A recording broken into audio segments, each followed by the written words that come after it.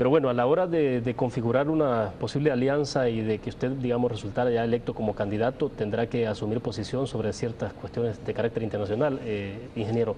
Y por eso es que la pregunta en el caso de Venezuela, pues porque al fin y al cabo es cierto, no hay que vivir en Venezuela para saber un poco lo que está ocurriendo por la información que se maneja a estas alturas, pero por eso le preguntaba si lo que, por ejemplo, lo que está haciendo Chávez hay que tomarlo como un patrón a seguir, como un referente, sobre todo porque hemos visto acciones del FMLN muy concretas en donde se ha involucrado, tienen una relación muy fluida con Hugo Chávez, el cierre de RCTV, por ejemplo, que fue respaldado por el FMLN.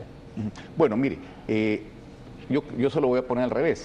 No una vez sea candidato, sino que antes de ser candidato, antes de aceptar una posición de tanta responsabilidad para nuestro país, tienen que quedar claros todos esos temas y poder decirle al país, mire, la posición es esta en estos temas. O sea, tiene que hablarse con honestidad, tiene que hablarse directo y obviamente esos son temas que se tienen que tratar previos a aceptar una candidatura. Precisamente usted está planteando algo que es lo lógico y es lo correcto.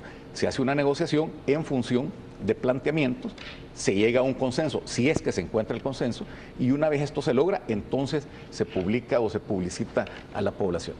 Antes de cerrar este segmento y pasemos ya a hablar un poco sobre cuál es la visión suya sobre los problemas nacionales, ingeniero.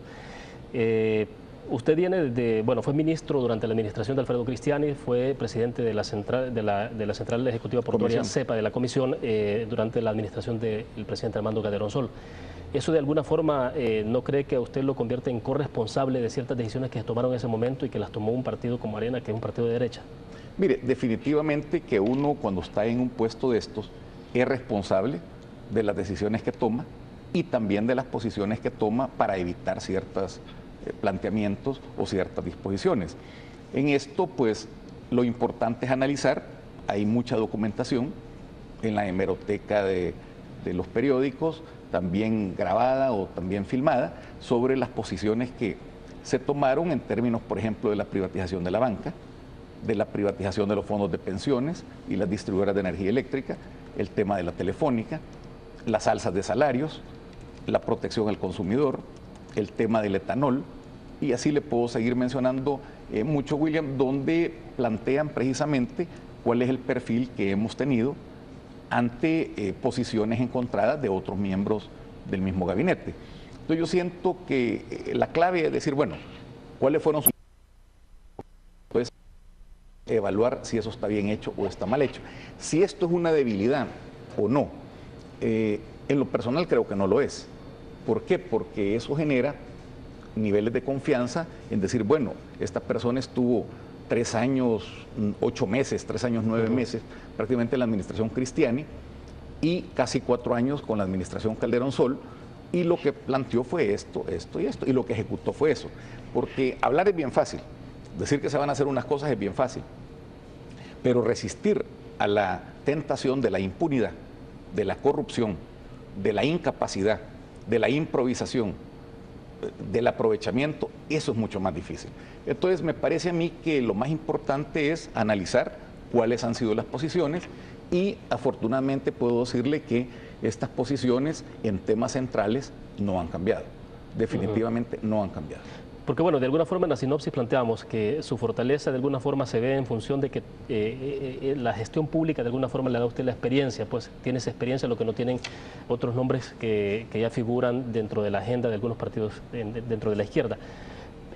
Pero justamente esa fortaleza se convierte también a la vez en debilidad, porque bueno, digamos, ya en un discurso político más de carácter electoral es un elemento que se puede considerar, sobre todo si en el FMLN, cómo pueden las bases del FMLN, por ejemplo, considerar su nombre y sobre todo su procedencia en términos de esa misma función pública o acumulación que usted tiene.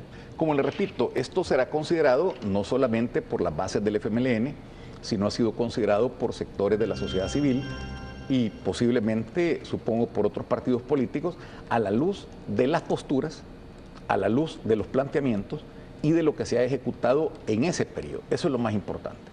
Eso para mí es clave, porque eso le denota a usted, trabajando, como le repito, 3 años y 9 meses casi, 3 años, 10 meses creo que fueron, con la administración Cristiani y casi 4 años con la administración Calderón Sol, hay una hoja de vida que dice qué es lo que se hizo, que plantea cuáles fueron las posiciones. Ahora, es muy normal en un gabinete que hayan posiciones encontradas. Por ejemplo, puede haber ministros que no querían aumentar el salario mínimo, pero la posición de este servidor era siempre compensar la inflación y ayudar con el incremento del salario mínimo. Crear una ley de protección al consumidor y aplicarla con mucha estricticidad. Crear la ley de fomento de exportaciones, de inversiones y de zona franca. Ahí están los datos y ahí está lo que se logró. El uso del etanol, por ejemplo, en la crisis de la primera guerra del Golfo en el 91. Entonces, como le digo, para mí eso me da mucha tranquilidad porque no estoy escondiendo nada. Puede ser que algunos de esos planteamientos no coincidan con ideas de algunos partidos políticos, puede ser. Eso no lo puedo yo garantizar, pero lo importante es que ahí está. No es una cuestión que uno dice una cosa y hace otra.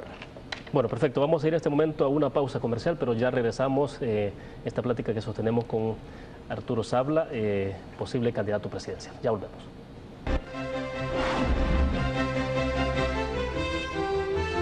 Que hagan más control más que todo, ¿verdad? Y también uno tiene que defender bastante, avisar a las autoridades si ve alguna malicia o algo, ¿verdad? Definitivamente creo que deberían de ponerse más controles internos, ¿verdad?, hacia dentro de la institución. Yo creo que eso es imposible, nunca lo van a quitar, es que ese mal es viejísimo y desde que nació eso existe.